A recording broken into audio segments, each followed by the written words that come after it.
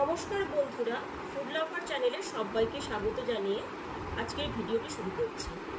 আজকে তৈরি করে দেখাবো দুর্দান্ত স্বাদে নিরামিষ পনিরের রেসিপি, যার নাম হলো পনির বাটার মশলা।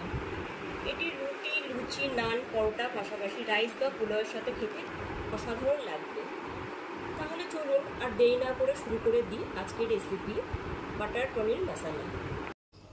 পনির বাটার মশলা বানাবার জন্য এখানে 400 গ্রাম পনিরকে এইরকম চৌকাকারে কেটে নিয়েছি। তবে আপনারা চাইলে পরে আপনাদের পছন্দ মতো আকারে পনিরটাকে কেটে নিতে পারেন। গ্যাসের ফ্লেমটা অন করে একটা কড়াই বসিয়ে দিয়েছি, আর তাতে দিয়ে দিচ্ছি 3 টেবিল স্পুন সাদা তেল বা রিফাইন্ড অয়েল। গ্যাসের ফ্লেমটা হাইতে করে তেলটা খুব ভালো করে গরম করে নিলাম। এরপর এতে পনিরের টুকরোগুলোকে দিয়ে দিচ্ছি। সমস্ত পনিরের টুকরোগুলোকে দিয়ে দিচ্ছি। এখন গ্যাসের ফ্লেমটা কিন্তু লোতে রেখেছি।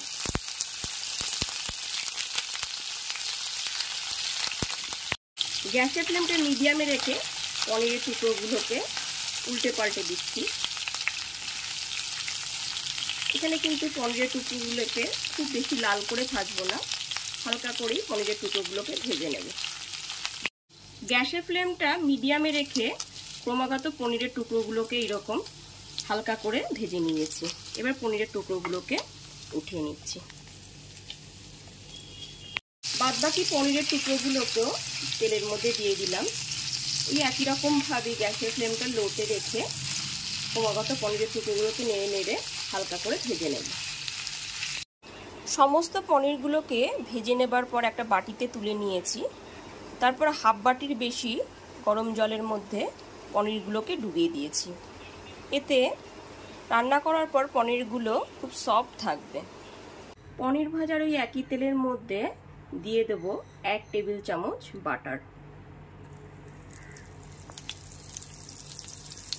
বাটারটা এখানে তেলের সাথে মেল্ট হয়ে গেছে। এরপর এর মধ্যে দিয়ে দিলাম 2 তেজপাতা, শুকনো লঙ্কা আর গোটা গরম মশলা। গোটা গরম মশলার মধ্যে এখানে 2 এলাচকে ফাটিয়ে দিয়েছি। আছে এখানে 3টে দারচিনি আর লবঙ্গ। গ্যাসের ফ্লেমটা লোতে রেখে 30 থেকে 40 সেকেন্ড ধরে গোটা গরম মশলাগুলোকে হালকা করে ভেজে নেব। গোটা গরম মশলাগুলো ভাজা হয়ে গেছে। এরপর এর মধ্যে দিয়ে দেব 2 টেবিল চামচ কাজু বাদাম। কাজু বাদামটাকেও তেলের সাথে হালকা করে ভেজে নিতে হবে। গ্যাসের ফ্লেমটা কিন্তু এখানে লোতেই রেখেছি। এরপর এর মধ্যে দিয়ে দেব 1 টেবিল চামচ আদা বাটা। আদা বাটাটাকে তেলের সাথে ভালো করে কষিয়ে নিতে হবে।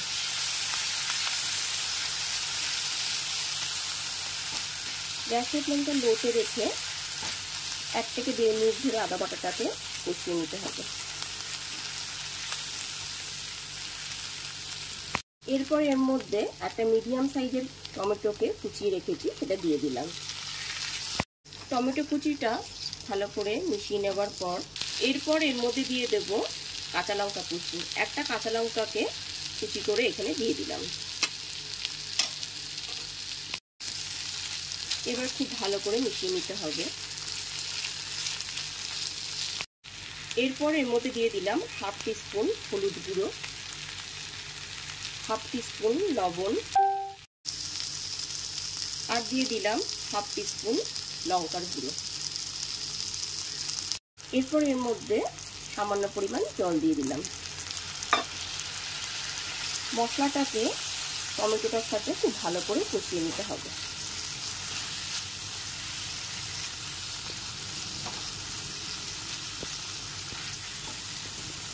গ্যাসের ফ্লেমটা লোতে রেখে এইবার ঢেকে দিলাম।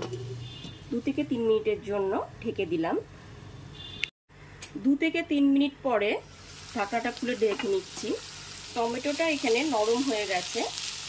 এবার গ্যাসের ফ্লেমটা অফ করে 5 মিনিটের জন্য ঠান্ডা করতে রেখে দেব।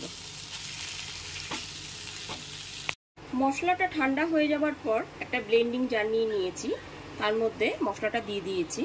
এরপর এর একটা মিহি পেস্ট তৈরি করে নেব। পনির বাটার মশলা গ্রেভিটা তৈরি করার জন্য এরকম একটা মিহি পেস্ট তৈরি করে নিয়েছি। গ্যাসের ফ্লেমটা অন করে কড়াইটা খুব ভালো করে গরম করে নিয়েছি। এরপর এর মধ্যে দিয়ে দিচ্ছি 1 টেবিল চামচ বাটার। বাটারটা এখানে মেল্ট হয়ে এসেছে। এরপর এর মধ্যে দিয়ে দেব 1 টিস্পুন জিরের গুঁড়ো, 1 টিস্পুন কাশ্মীরি লঙ্কার গুঁড়ো। কাশ্মীরি লঙ্কার গুঁড়ো আর জিরে গুঁড়োটা খুব ভালো করে মিশিয়ে নিতে হবে। গ্যাসের ফ্লেমটা কিন্তু আমি একদম লোতেই রেখেছি। গ্যাসের ফ্লেমটা লোতে করে জিরে গুঁড়া লঙ্কা গুঁড়োটা কষিয়ে নিয়েছি। এরপরে মশলার পেস্টটাকে দিয়ে দিলাম।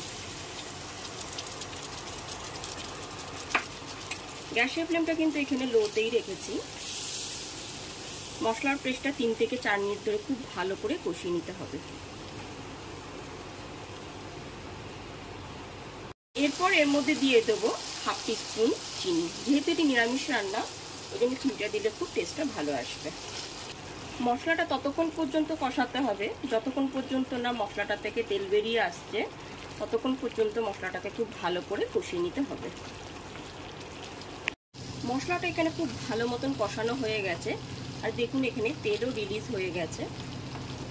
এই পর্যায়ে এর মধ্যে দিয়ে দেব গরম জল।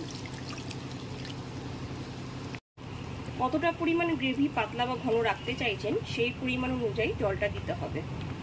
তবে এই পনির বাটার মশলা গ্রেভিটা কিন্তু খুব পাতলা করলে ভালো লাগবে না, তাই একটু ঘন করেই রাখতে হবে। গ্যাসের ফ্লেমটা কিন্তু এখানে মিডিয়ামেই রেখেছি। এবার জলটা যখন ফুটতে শুরু করবে তখন এর মধ্যে দিয়ে দেব 2 টেবিল চামচ পরিমাণ ফ্রেশ ক্রিম। ফ্রেশ ক্রিমের পরিবর্তে আপনারা মালাইও ব্যবহার করতে পারেন। দুধের মালাইও এখানে ব্যবহার করা যাবে। ফ্রেশ ক্রিমটা খুব ভালো করে গ্রেভিটার সাথে মিশিয়ে দিচ্ছি।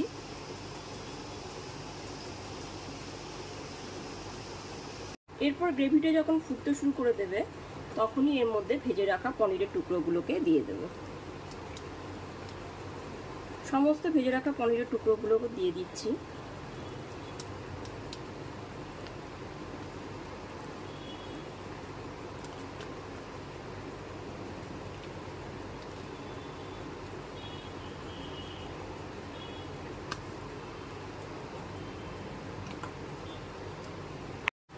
সমস্ত ভেজে রাখা পনিরের টুকরোগুলো দিয়ে খুব ভালো করে মিশিয়ে নিতে হবে। গ্যাসের ফ্লেমটা কিন্তু এখানে লো টু মিডিয়ামই রেখেছি।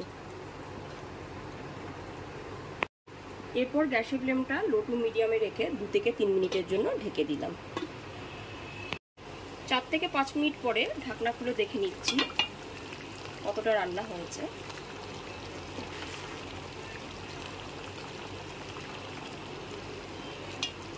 এরপর এর মধ্যে দিয়ে দেব 1 টেবিল চামচ মতো কসুরি মেথি। কসুরি মেথিটাও খুব ভালো করে গ্রেভিটার সাথে মিশিয়ে দেব।